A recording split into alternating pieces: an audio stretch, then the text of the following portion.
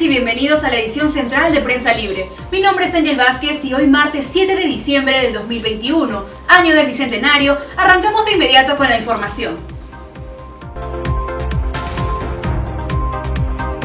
En el ojo de la tormenta, Castillo sostuvo reuniones clandestinas en una vivienda de Breña con funcionarios, empresarios, políticos y hasta ministros. A 100 días de haber iniciado el gobierno de Pedro Castillo, presentó su balance a todos los peruanos desde la Plaza de Armas de Ayacucho. Conmemoramos a los héroes del Bicentenario, Inti Sotelo y Brian Pintado, tras un año de su muerte en las protestas contra Manuel Merino. Reportaje en exclusiva sobre la masacre en Santa Bárbara, Huancavelica, 30 años después de la tragedia. Peruanos y peruanas mayores de 65 años reciben su tercera dosis de vacunación ante la COVID-19 en nuestro país. Una semana muy complicada para el presidente Castillo, luego de conocerse las reuniones clandestinas en Breña. Según Alejandro Sánchez, propietario del inmueble, señala que no hay nada que pueda comprometer al presidente.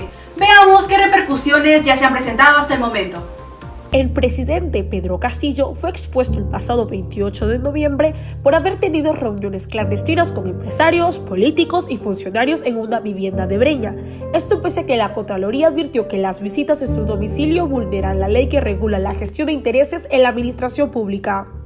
Tras conocerse que el mandatario habría utilizado este recinto para realizar reuniones sospechosas, la premier Mirta Vázquez aseguró que este recinto no sería más utilizado para realizar reuniones y se activaría la oficina integral de la presidencia a pedido de la Contraloría General de la República.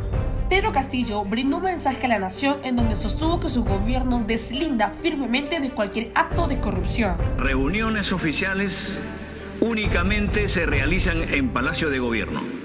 Rechazo enérgicamente haber tenido algún tipo de participación en actos irregulares. Por otro lado, Guido Bellido, el expresidente del Consejo de Ministros, a través de su cuenta de Twitter, señaló que Castillo Terrones no puede ponerse el sombrero para sentarse en el palacio y ponerse una gorra para hablar con empresarios.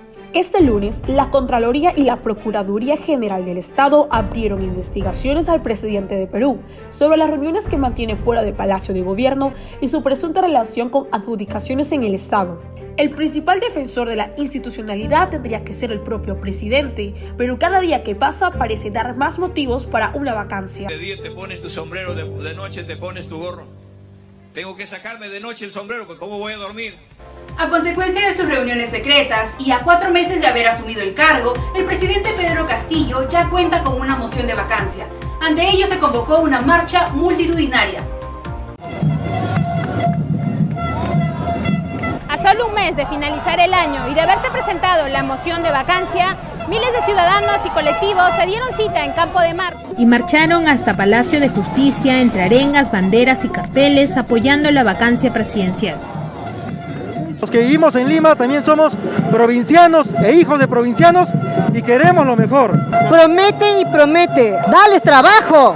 Eso es lo que no sabe este inepto presidente. Desde que ha sido cuestionado de la manera como ha ganado, de una manera fraudulenta, no tiene legitimidad. La manifestación contó con la presencia del propio López Aliaga y de diversos frentes opositores al gobierno. Los peruanos nos ponemos de pie. Nos ponemos de pie contra el terrorismo.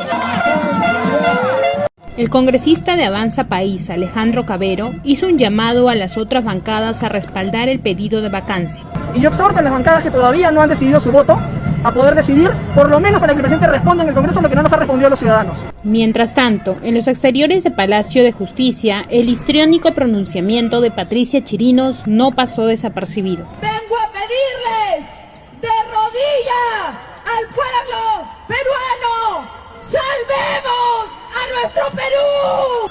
Presidente Castillo, vete al carajo. Las marchas son una muestra del descontento ciudadano, pero solo el Congreso puede tomar la decisión de sancionar una vacancia. La moción ya está presentada. Habrá que esperar qué pasa en el debate del Pleno. En adición a la coyuntura que envuelve a Pedro Castillo, el pasado 5 de noviembre cumplió 100 días de gobierno y dio a conocer su balance desde Ayacucho. Vamos con la nota. En las últimas elecciones, la mitad del Perú votó por un desconocido profesor de escuela rural de Cajamarca y lo convirtió en presidente de la República. Han pasado 100 días y es momento de realizar un balance. El gran lema de Pedro Castillo, con el que cautivó a miles de electores, principalmente en el sur y centro del país, fue: No más pobres en un país rico.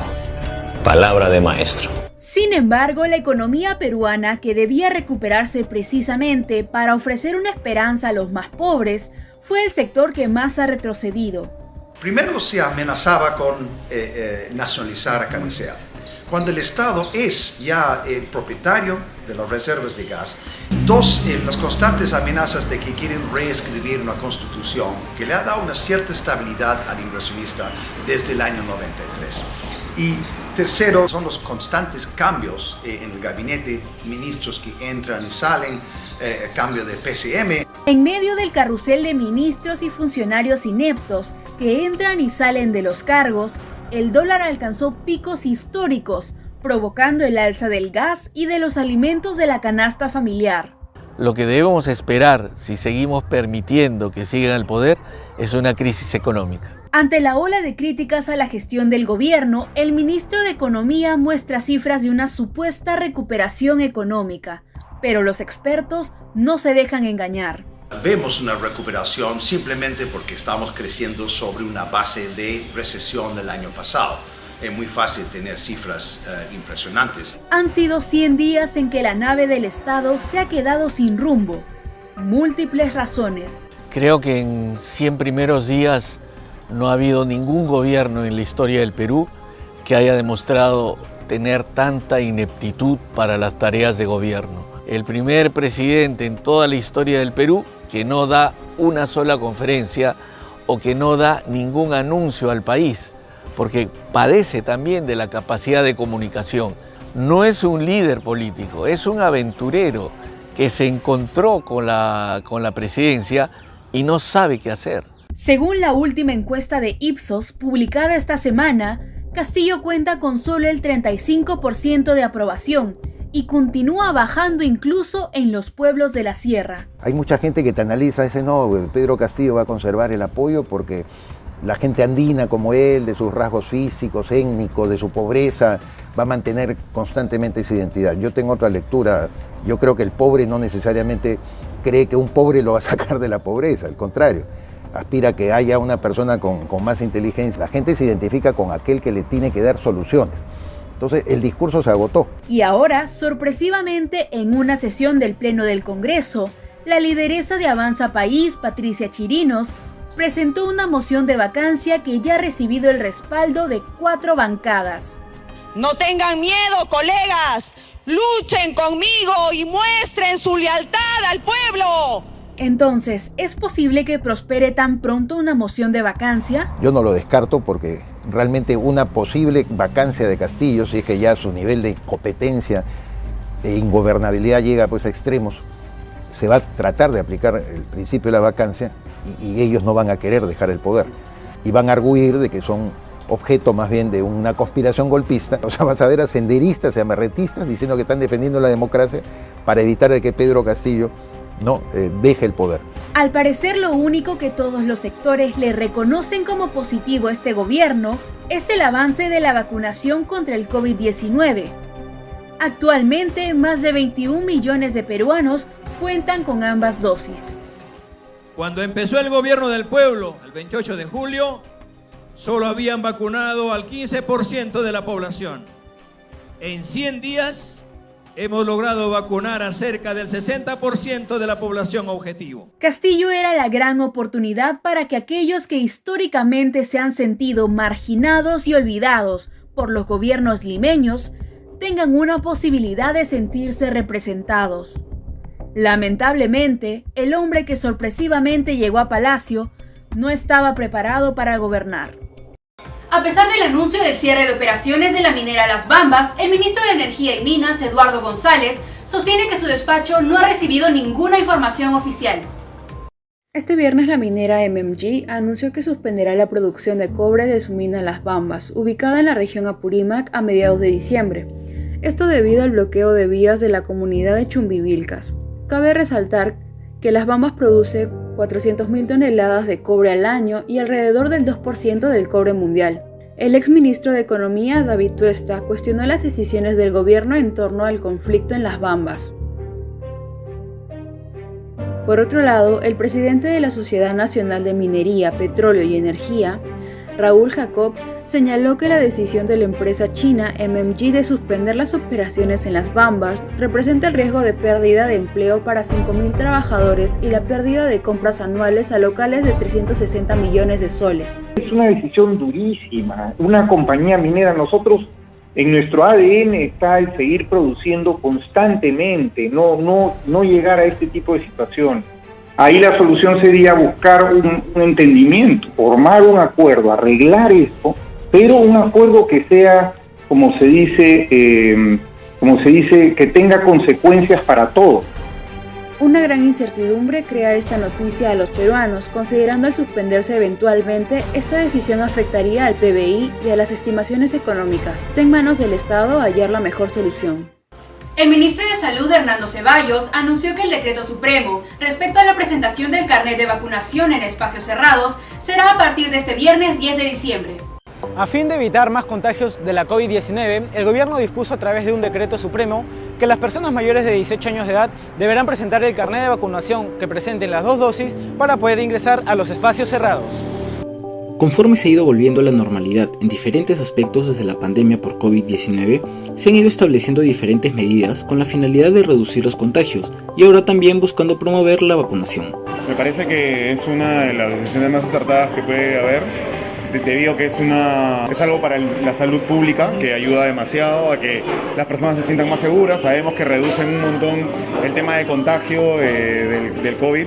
Aunque algunos locales implementaron opciones para los no vacunados, muchos de ellos no esperaron a que el Decreto Supremo número 168/2021 sea vigente, pues ya exigían las 2 dosis necesarias. Al cine, cuando fui al cine me pidieron mi carnet.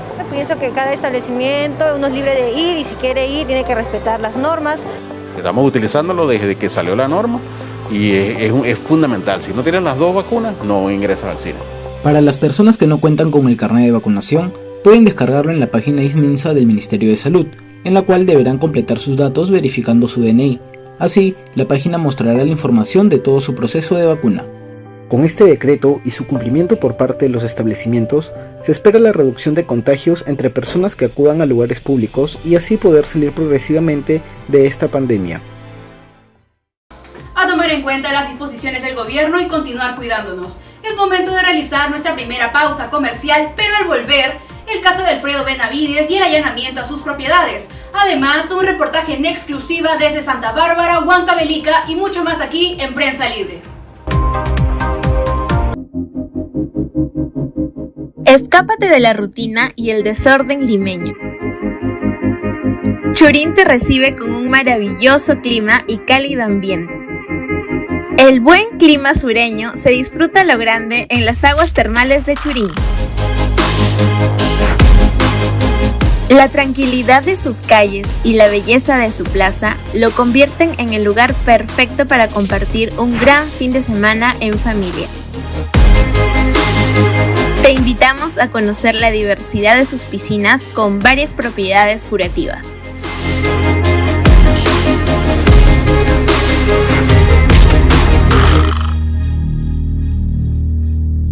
En Churín, la naturaleza proviene del cielo. Sus magníficas aguas termales son ricas en minerales y otorgan propiedades medicinales a quienes decidan darse un baño relajante.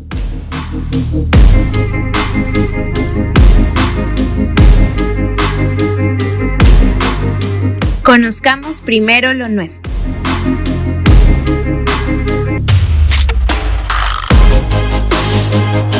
Churín, paraíso de las aguas termales. Churín, donde la naturaleza cuida tu salud.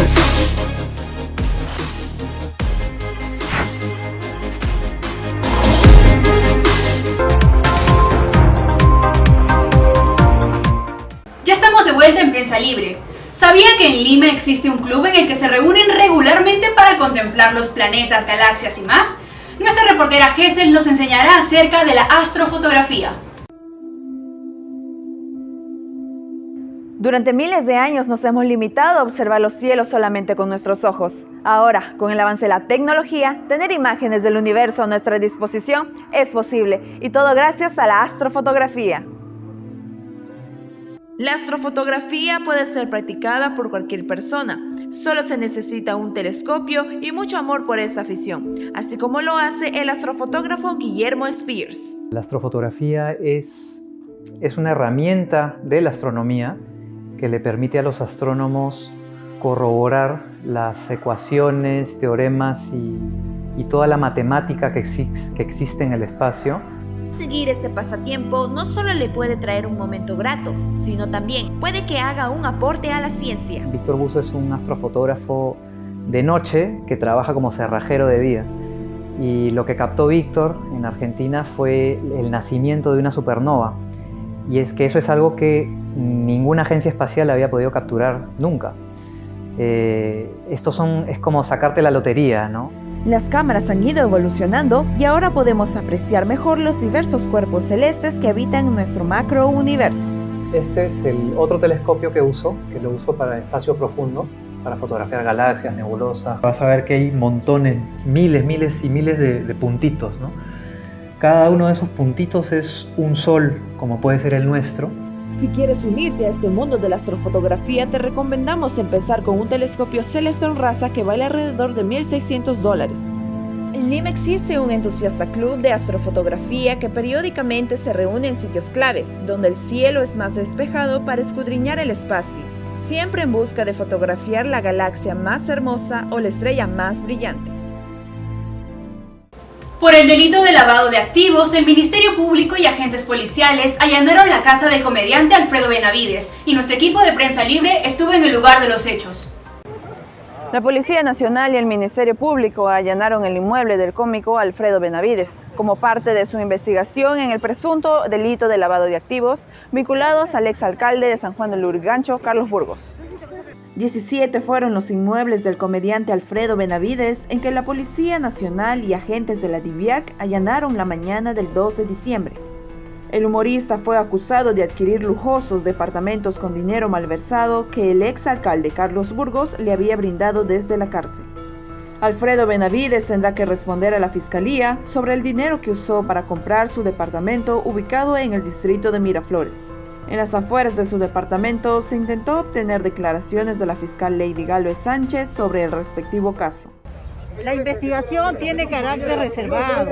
En su momento van a conocer por las personas que tienen las competencias y las facultades para que puedan informar, pero todo está, la investigación va avanzando.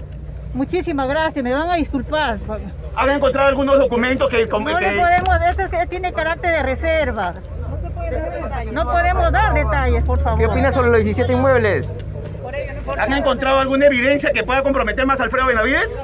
La investigación tiene carácter de reserva. Además, el abogado de Alfredo Benavides declaró ante la prensa sobre el allanamiento por parte de los agentes de la DIVIAC. Hay una resolución que de todos los inmuebles que están precisamente en investigación se están incautando por intermedio de la fiscalía. Es una diligencia que el juez ha autorizado, solicitada por el Ministerio Público, pero no hay problema con eso. Se ha llevado de una manera regular, sin ningún inconveniente. Dependerá ahora de la justicia el rumbo que tendrá la vida de este comediante que sin lugar a dudas sacó risas a miles de peruanos y actualmente espera sentencia. A los centros de vacunación han vuelto los adultos mayores, quienes desde fines de octubre ya vienen recibiendo la dosis de refuerzo contra la COVID-19. Nos encontramos en el centro de vacunación ubicado en el Campo de Marte, en donde los adultos mayores vienen recibiendo la tercera dosis de refuerzo contra la COVID-19. Vamos a conocer cómo se viene desarrollando este proceso por disposición del Ministerio de Salud y del Gobierno aquí en el distrito de Jesús María. Desde el 27 de octubre, el ministro de Salud Hernando Ceballos anunció la aplicación de la tercera dosis para los mayores de 65 años, lo cual beneficiaría a cerca de 2 millones de personas de este grupo etario. Tenemos que tener precauciones, no solamente los médicos, sino también nosotros como personas, ¿no? Tenemos que aquilatar nuestra vida, nuestra salud, cumpliendo con la tercera dosis, cuarta, si es posible quinta, ¿no?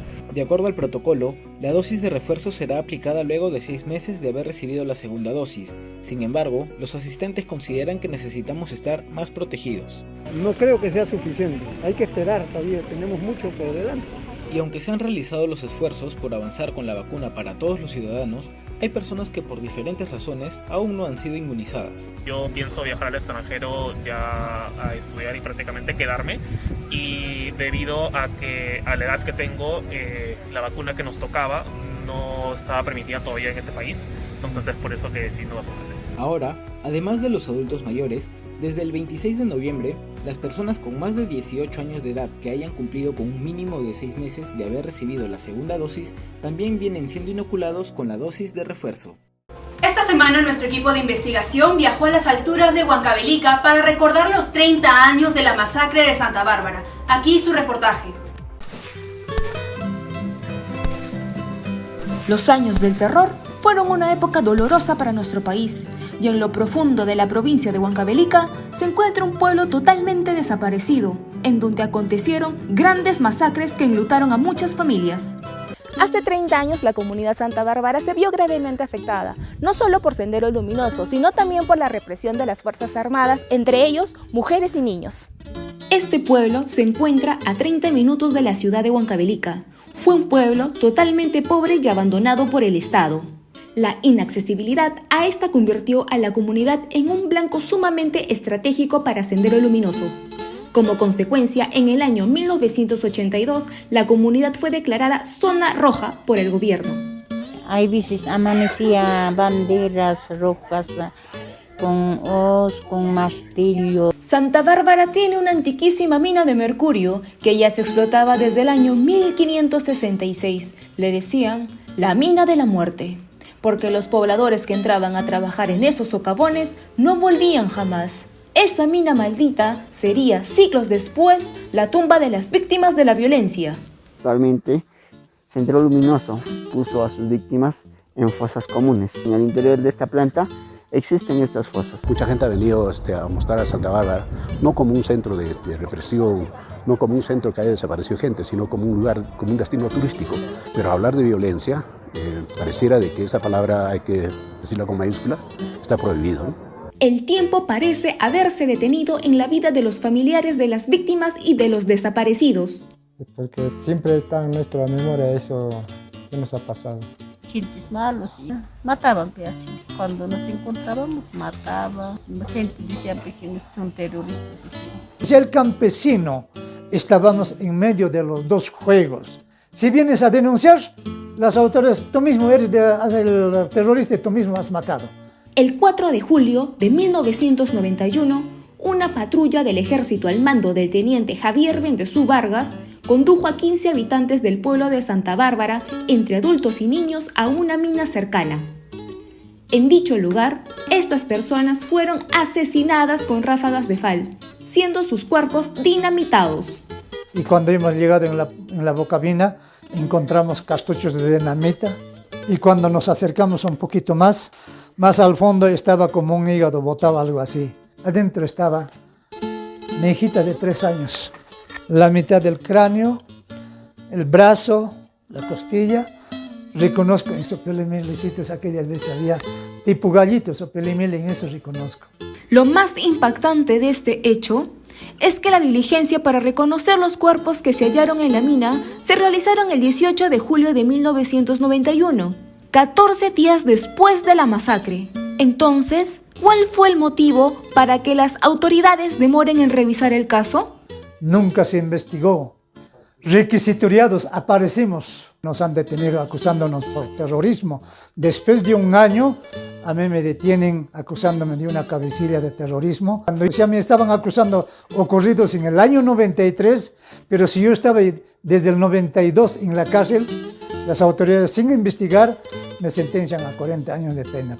La violencia en Santa Bárbara fue tan constante y entonces surge la pregunta: ¿quién se quedaría a vivir en un sitio marcado por tanto dolor y sufrimiento? Los pobladores emigraron a otros lugares por el temor y de ser asesinados, ya se sabe, por Sendero Luminoso o por parte de los militares. Tuvieron que pasar 18 años de aquella masacre para que se iniciaran las investigaciones sobre los cuerpos que fueron dinamitados en aquella mina, hoy conocida como la mina misteriosa. En 2009 ya empezamos prácticamente con las primeras diligencias de verificar la mina. En 2015 dictaminan al Estado peruano para que haga la diligencia completa, la exhumación completa en esa mina, pero como eran fragmentos muy pequeños, no podían analizar hasta estas fechas recientes. Asimismo, en el centro de Huancavelica han reaperturado la Casa de la Memoria, el cual muestra los sucesos más impactantes de lo que se vivió en los alrededores de esta zona.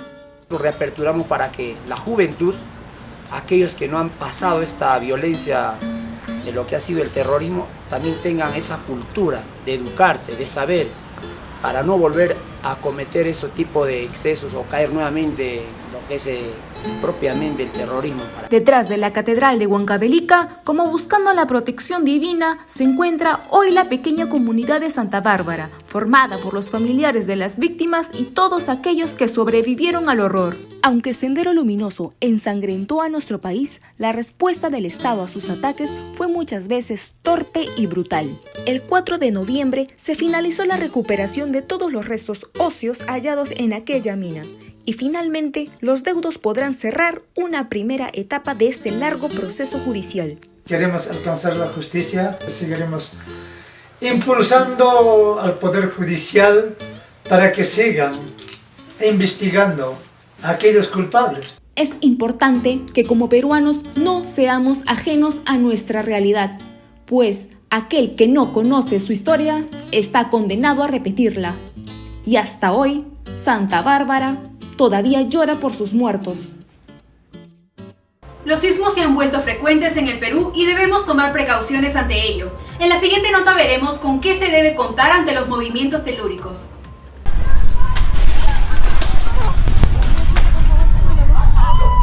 La madrugada del 28 de noviembre, 2 sismos hicieron temblar al Perú. Uno con epicentro en el Callao de 5.2 de magnitud y el otro de 7.5 con epicentro en Amazonas. 130 kilómetros es relativamente profundo. Y es por eso que el área afectada fue bastante grande también. El terremoto dejó como saldo 772 viviendas inhabilitables, 223 casas, iglesias y carreteras destruidas, pero sobre todo miles de familias afectadas. Ante el desastre en Amazonas, INDECI a través de un equipo técnico viene trabajando en la rehabilitación de los servicios básicos e indispensables en las zonas afectadas. Además, se entregó alrededor de 40 toneladas de bienes de ayuda humanitaria. Recordemos que el último sismo de gran magnitud fue de 7.9 grados con epicentro en Ica en el año 2007, uno de los más violentos de nuestra historia. Esto tuvo como consecuencia 76.000 viviendas destruidas e inhabilitables y miles de damnificados. Otro fuerte sismo fue registrado en mayo del 2019 de 8 grados de magnitud en la región de Loreto. Se caracterizó por tener un gran alcance y larga duración. Dejó 2.500 afectados, 238 viviendas destruidas y 207 inhabilitables. Perú se encuentra en el cinturón de fuego del Pacífico, lo cual nos convierte en un país altamente sísmico. Sin embargo, la población aún no toma conciencia de estar preparados ante este tipo de desastres, iniciando con la construcción de sus viviendas. No deben contratar a una persona inexperta para que construyan su vivienda. Recuerda, mantén la calma, ubica una zona segura, evita hacer llamadas y utiliza mensajes de texto. Y no olvides que es importante tener una mochila de emergencia. Con el esfuerzo de todos, hagamos una ciudad preparada contra los desastres naturales. Lima necesita agua. Muchos distritos sufren por la falta de este elemento, pero en Villa María del Triunfo han desarrollado un proyecto de generación de agua a partir de la neblina. Veamos qué son y cómo funcionan estos atrapanieblas. Lima es la segunda ciudad de desierto más grande del mundo. La primera es el Cairo en Egipto. En Lima, más de 3 millones de peruanos no tienen acceso al agua en sus casas. Compran agua una vez por semana de camiones cisterna. Agua que no es potable y que venden al precio que ponen los transportistas. Frente a esta situación, que al parecer no puede ser resuelta por los gobiernos, en algunos distritos se están buscando soluciones ingeniosas. Villa María del Triunfo es un ejemplo. En este sector de Villa María del Triunfo, denominado Nueva Esperanza, el ingeniero ambiental Abel Cruz ha desarrollado un proyecto que genera agua a través de la neblina, que sube desde el mar y llega hasta los cerros. Se llama Proyecto Atrapanieblas. Estos son sistemas constituidos por mallas tipo Rachel de 4 por 6 metros que extraen el agua de la neblina. Las gotas caen por un tubo y luego este es dirigido hacia el tanque que almacena el agua. Los atrapanieblas captan de 200 a 400 litros de agua al día en época de invierno. El Movimiento Peruano Sin Agua, una asociación comprometida con el objetivo de llevar agua a los que no tienen, fue la primera en probar este sistema en varias partes de Lima. La ONG como proyecto empezó hace 11 años. Sin embargo, el proyecto del Atrapanieblas ya tiene más de 20 años, que Abel Cruz lo viene haciendo de forma individual. La neblina, que cubre como un manto a la ciudad principalmente en los meses de invierno, se ha convertido, gracias a la tecnología, en una esperanza de agua para los pobladores. Siempre tenemos, en invierno, gracias a la naturaleza, nos sobra el agua. Todos los que están encargados de las parcelas están sembrando. Y la obligación de los deberes de cada socio es 10 plantas frutales. Yo tengo acá 60 plantas. Ya que ven ustedes, fuera de las verduras, 60 plantas frutales tengo acá, ya produciendo. Ahora, los vecinos satisfechos ven a los atrapanieblas como una oportunidad de hacer otros negocios. Ese es nuestro sueño. Este va a ser sitio turístico que todos tienen que llegar acá. Al peruano solo hay que darle esa oportunidad también de que pueda desarrollarse, ¿no? El peruano es muy emprendedor y a nosotros nos llena de orgullo poder haber favorecido a más de 300.000 familias aquí en nuestro país. Sin duda, los atrapanieblas son una solución sencilla y efectiva para llevar agua a las personas que más lo necesitan. Es momento de hacer una pausa comercial, pero al volver, un informe especial conmemorando a los mártires Inti y Brian tras un año de su muerte. No se mueva, ya regresamos. Ay, qué linda. ¿Qué estás viendo? A la bebé, amor. Voy a subirlo a mis redes sociales. ¿Usted comparte las actividades que realizan sus hijos en redes sociales? Hay un depredador mirando. Amigos, tengo casa sola. No, mejor eso no.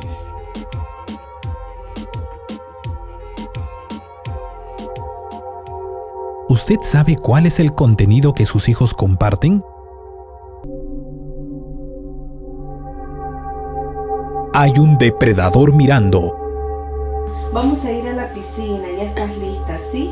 Pero antes nos vamos a tomar una foto, ¿sí? Porque estás muy linda. Ahora sí voy a subirla a mi Facebook. ¿Usted es consciente que sube fotografías de sus hijos exponiendo rostro y parte de su cuerpo en redes sociales? Hay un depredador mirando. Atención, el riesgo es real. El acoso, la pornografía infantil y hasta la trata de personas son los riesgos en línea a los que están expuestos los niños, niñas y adolescentes. Piensa muy bien antes de compartir las fotografías de tus hijos y supervisa sus actividades. Protejamos a nuestros hijos. UNICEF, Perú. Continuamos con la información en Prensa Libre. ¿Qué pensaría si le digo que el mundo podría acabarse para el 2030? El nivel de calentamiento global es tan alto que estamos muy cerca de sufrir las devastadoras consecuencias del cambio climático.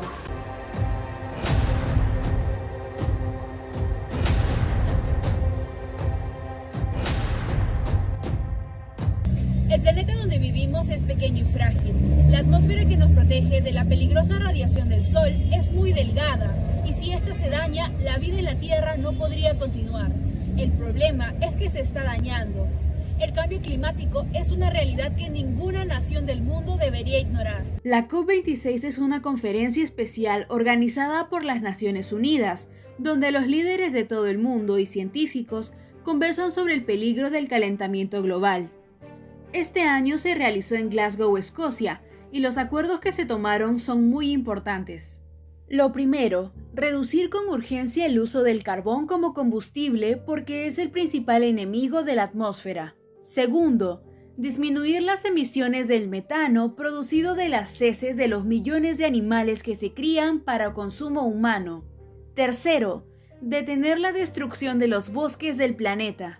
A los bosques, al metano, a combustibles fósiles, y que de cumplirse podrían sin duda ayudar a la lucha contra el cambio climático. El año 2030 será clave para la humanidad. Si para ese año no hemos logrado detener el calentamiento de la Tierra, estaremos en graves problemas. La temperatura del planeta ya aumentó 0.58 grados y no debe sobrepasar el 1.5. Si lo vemos desde el punto de vista de los países desarrollados que tienen una prosperidad adecuada para poder adecuarse, adaptarse a los efectos del cambio climático, ha sido una COP exitosa. Pero desde el punto de vista de los países en vías de desarrollo, no tienen la capacidad ni los medios. Esta conferencia no ha sido exitosa. Si el termómetro pasa de 1.5 grados, el clima global se trastornará. Habrán sequías espantosas, inundaciones, lluvias extremas y aumento del nivel de los océanos. El mundo ya está advertido. Es hora de actuar. All those promises, blah, blah, blah. Nuestra reportera Keila Torres salió a las calles para conocer las opiniones de los limeños sobre los aciertos y desaciertos en el gobierno de Pedro Castillo. ¿Cuál cree usted que son los aciertos o desaciertos de Pedro Castillo durante su gobierno en los primeros 100 días? Aciertos y desaciertos. Bueno, los aciertos es la buena voluntad, los desaciertos de las personas con que se ha rodeado. ¿Acierto?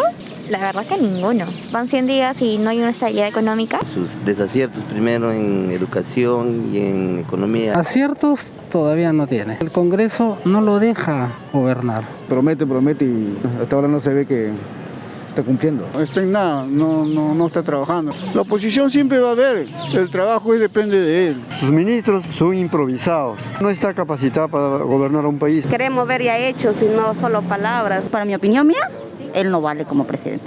No está acertando en lo que él ha prometido, ¿no? Pero toda la culpa la tiene el Congreso, ¿no? Que no deja trabajar. Le falta liderazgo para gestionar, porque también le falta saber expresarse también en público, no hay mucha comunicación. No elige personas idóneas como ministros. Se está preocupando en la pandemia, en la gente del pueblo. Bueno, hasta ahora no encuentro ningún acierto. Acierto ninguno.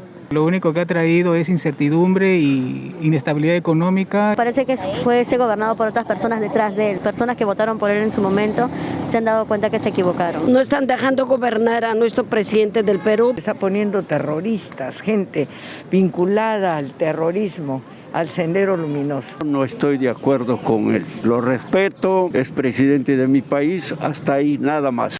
En campañas presidenciales, muchos exmandatarios prometieron el oro y el moro para el país. Sin embargo, lo único que dejaron fueron sus famosas frases que quedarán en la memoria de todos los peruanos.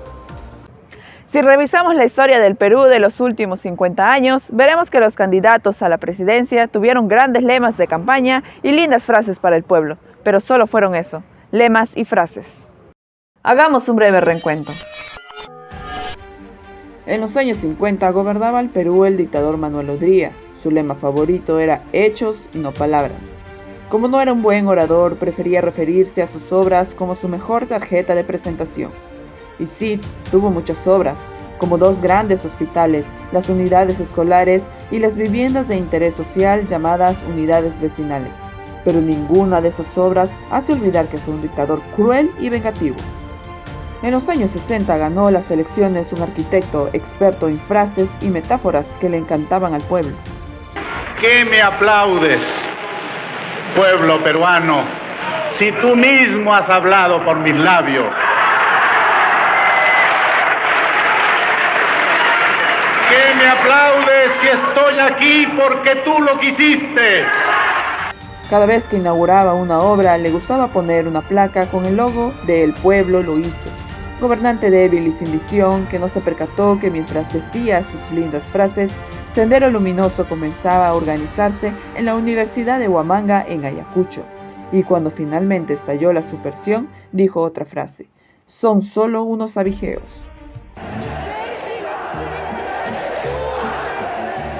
Alan García tenía apenas 35 años cuando llegó a la presidencia.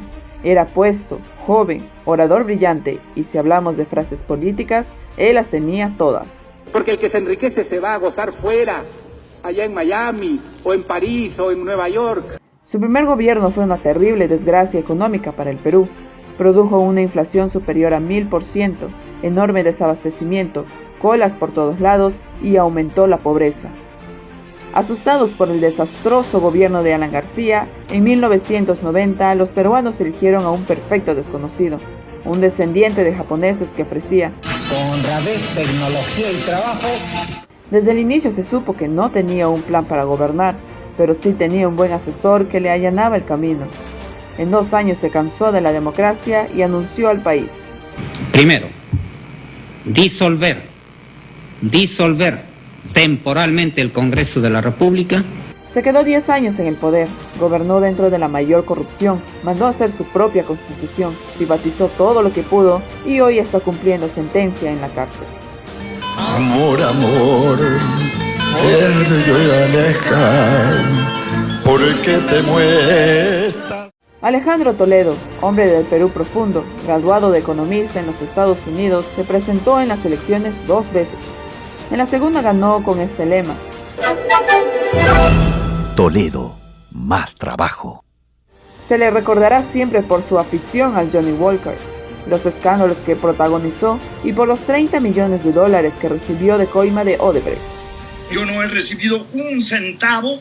Como ocurre con todos los investigados, el Cholo Toledo huyó del país y se refugió en Estados Unidos, pero la justicia logró alcanzarlo y ahora espera extradición. Los electores del Perú tienen una pésima memoria. En 16 años se olvidaron lo que había hecho Alan García en su primer gobierno y volvieron a elegirlo. No sé a dónde me conduzca la vida, no sé si me lleve a la muerte, pero aquí estoy entregando todo lo que soy otra vez al servicio de la patria. Su segundo gobierno fue algo mejor que el primero, pero lo que no pudo erradicar fue la corrupción que había sido su sombra toda la vida. Cuando las pruebas ya eran demasiadas, perdió los papeles y explotó. Demuéstrenlo pues, imbéciles, demuéstrenlo. Encuentren algo. Con seguridad los fiscales le iban a mostrar todas las pruebas, pero su enorme ego no estaba dispuesto a ir a la cárcel. Prefirió el suicidio. En el año 2011 no ganó las elecciones un candidato, sino una pareja.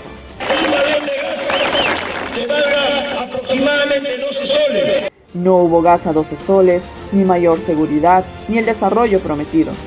Sí hubo coima de Odebrecht y la pareja terminó en la cárcel. La historia nacional es como un caleidoscopio de imágenes, donde las promesas, frases y lemas se repiten incansablemente mientras el país espera, año tras año, sin solución. Ha pasado un año desde los trágicos sucesos del 14 de noviembre de 2020, donde 2 jóvenes manifestantes, Inti Sotelo y Brian Pintado, perdieron la vida durante las protestas contra el gobierno de Manuel Merino. Un equipo de Prensa Libre ha investigado cuál es la situación del caso. Aquí el informe.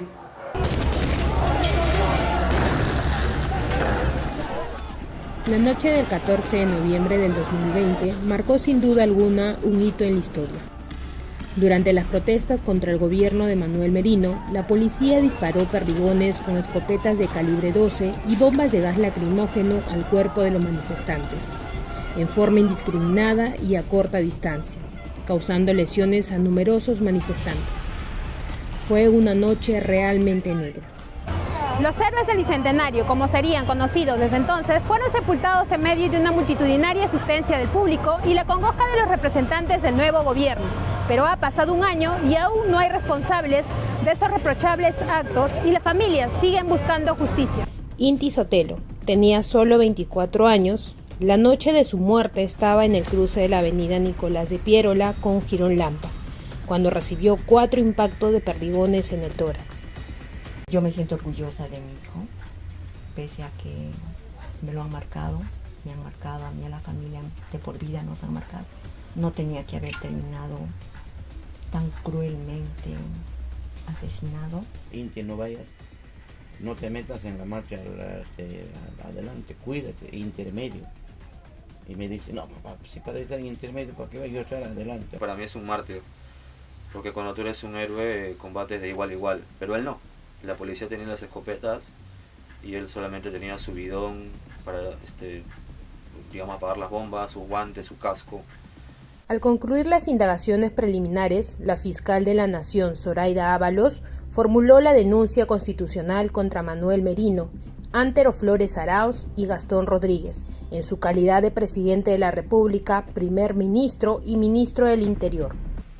El informe de la Oficina General de Integridad del Ministerio del Interior, encargado de revisar el accionar de la policía durante las protestas del noviembre del 2020, concluyó que la policía sí tuvo responsabilidad directa por la represión desmedida contra los manifestantes. En el Ministerio Público también ya hay una denuncia penal, pero al final la Fiscalía ha terminado con 11 responsables. Brian Pintado, de 22 años, soñaba con ser abogado. Se le extrajeron 10 esferas de plomo, murió camino al hospital. Su padre, Óscar Pintado, sostiene que junto con sus abogados harán todo lo posible para que el caso de su hijo no quede impune. Que caigan los responsables, desde los más altos mandos hasta los que dispararon, ¿no? Uno de los abogados que está llevando la defensa de Brian Pintado nos comenta cómo va el proceso. Ahorita sería conseguir una reparación para que ellos puedan llevar una vida tranquila, ¿no?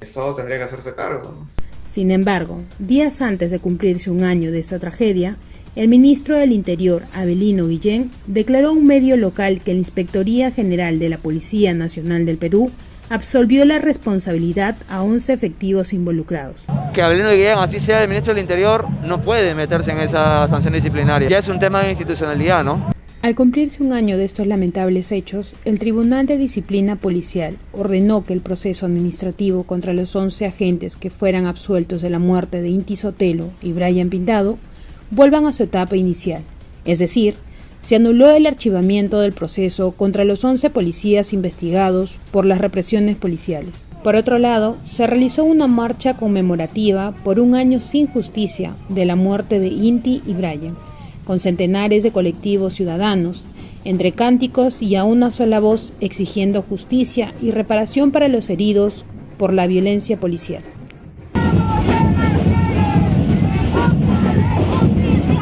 Creo que se está abriendo como que una especie de, llamarla no sé, esperanza, para que de verdad haya sanciones ejemplares, ¿no? Asimismo, el presidente Pedro Castillo y la presidenta del Consejo de Ministros, Mirta Vázquez, suscribieron la resolución suprema que creó la Comisión Multisectorial para atender a los deudos de víctimas de las marchas de noviembre y diciembre del 2020. Esta historia no debe repetirse ni olvidarse jamás, aunque la historia de nuestro país ha sido siempre así.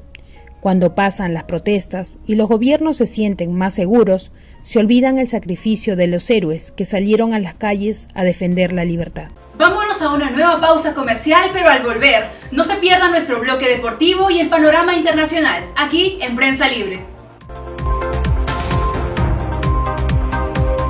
La segunda de Andrew Garfield era más delgado y...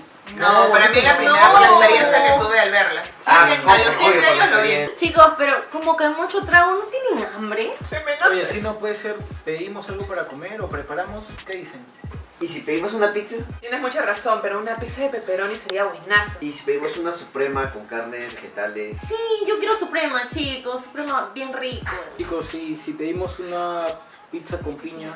¿Una pizza con piña? ¿Ah? Sí. Me gusta la pizza con piña, normal, ¿no? Pero tú no luces como alguien a quien le gustaría la pizza con piña. ¿Y cómo debería lucir alguien que le gusta la pizza con piña? Pero ¿no crees que estás pasando por una etapa o estás experimentando? No sé. Hey chicos, pero si le gusta la pizza con piña y siempre ha sido nuestro amigo, ¿por qué tendría que cambiar en algo? Tienes razón, hay que comprar pizza con piña para todos. Sí, para todos. Salud. Juzgar a alguien a quien le gusta la pizza con piña es tan absurdo como juzgarlo por su orientación sexual. 1 de cada 5 peruanos considera que la homosexualidad es una enfermedad y más del 62% de la comunidad LGBT+ en el Perú afirma haber sufrido de discriminación. Para avanzar como sociedad es importante reconocer que merecemos respeto e igualdad de derechos y oportunidades, que la diversidad nos una y la empatía no falte. Ministerio de Desarrollo e Inclusión Social. De vuelta en Prensa Libre, es momento de conocer cómo ha estado el panorama internacional con nuestra compañera Sonia Arias.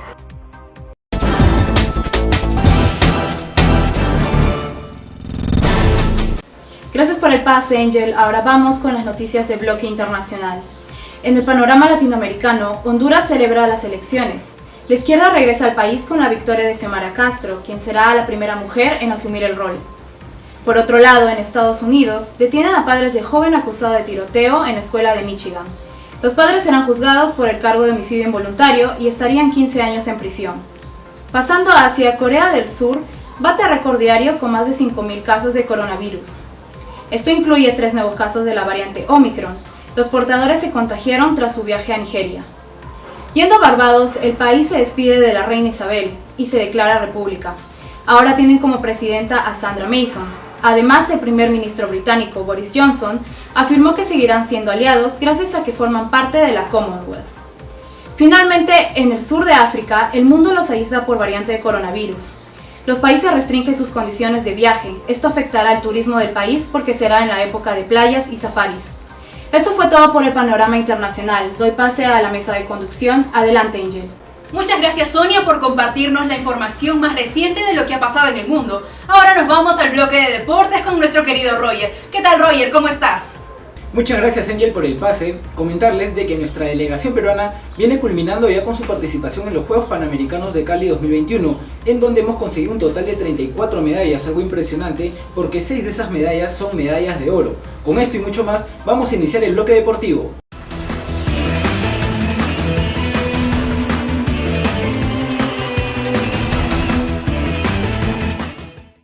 El día de hoy la selección peruana se juega un partido más que importante frente a la selección de Bolivia, que también llega con buenas figuras.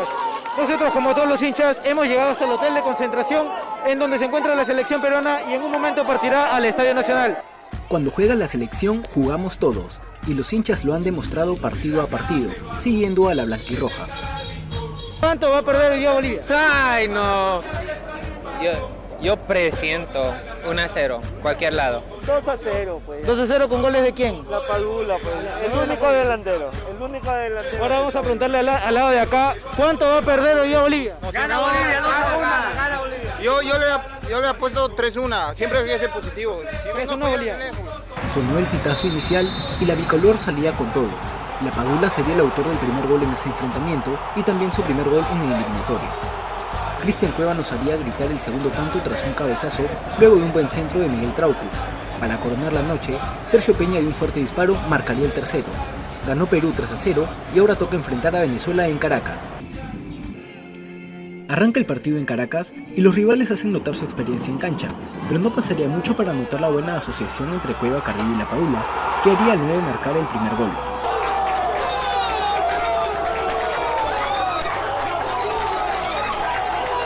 La Vinotinto encontraría el empate tras un remate de Darwin Machís que llegó sin marca al área. Minutos después, Cristian Cueva llegaría a marcar la diferencia con un golazo de tiro libre y que celebró con un efusivo abrazo al Tigre Gareca.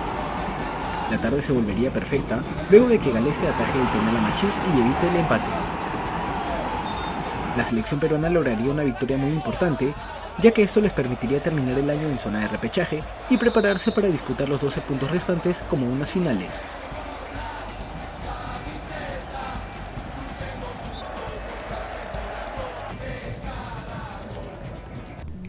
Alianza Lima se consagró campeón de la Liga 1 Betson 2021 tras una dura definición de 180 minutos ante Sporting Cristal en el Estadio Nacional.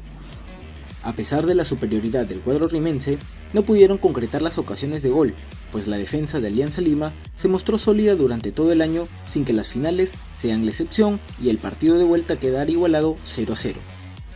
Alianza Lima fue determinante en los encuentros más importantes que le tocó jugar en esta temporada, por lo que le bastó un gol de Hernán Barcos en el partido de ida y una espectacular actuación de Ángelo Campos en el arco durante las dos finales para que el cuadro blanquiazul levante su trofeo número 24 y así, después de 4 años, la fiesta volviera al barrio de Matute.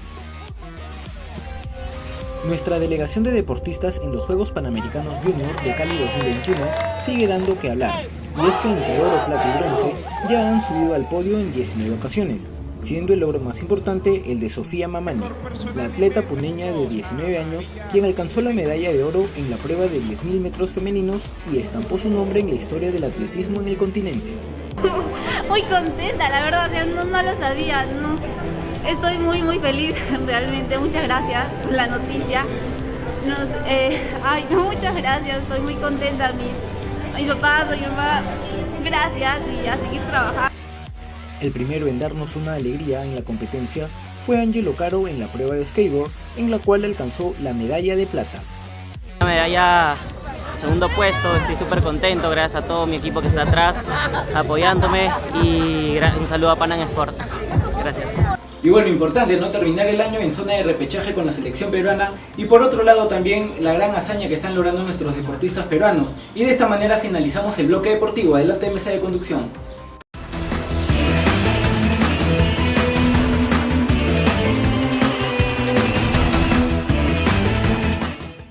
¿Ha visto a los jóvenes venezolanos repartidores en motos? Durante la semana trabajan sin parar, pero los fines de semana practican un deporte extremo llamado motopiruetas. Nuestra compañera Solange Portales los acompañó durante sus entrenamientos. Es adrenalina.